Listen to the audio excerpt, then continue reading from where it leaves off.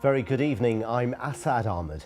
Managers at arguably the most famous cemetery in the country are looking at allowing new burials to take place on top of existing graves. It's because Highgate Cemetery, like many others across London, is running out of space. Well, it's famous for its high-profile graves, which include those for Karl Marx and more recently singer George Michael. With the details, here's Victoria Cook.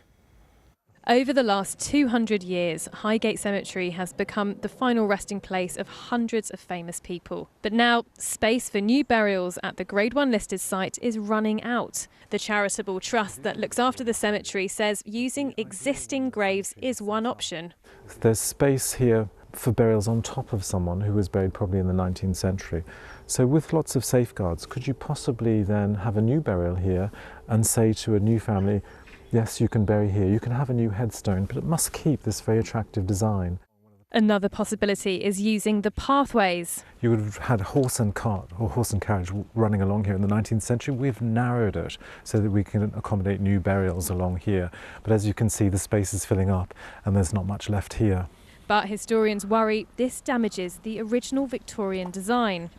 But over the years, much of this has been lost to the trees and ivy. Another factor now being considered. You can't even see the tombs that are there, and crucially we can't see what condition the monuments are in.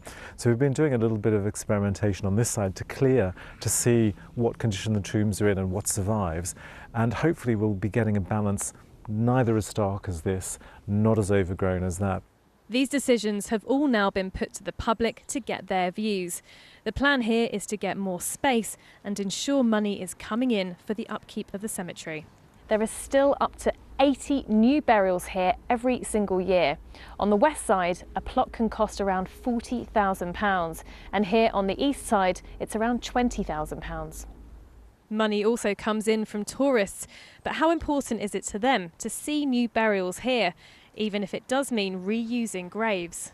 If they found out who was already buried there, and you could actually keep really good records, or even, the people that were then reburied, you'd actually put their name as well, then I don't see why not. There's something very nice about seeing the disintegrating old gravestones. I wouldn't want to see those go.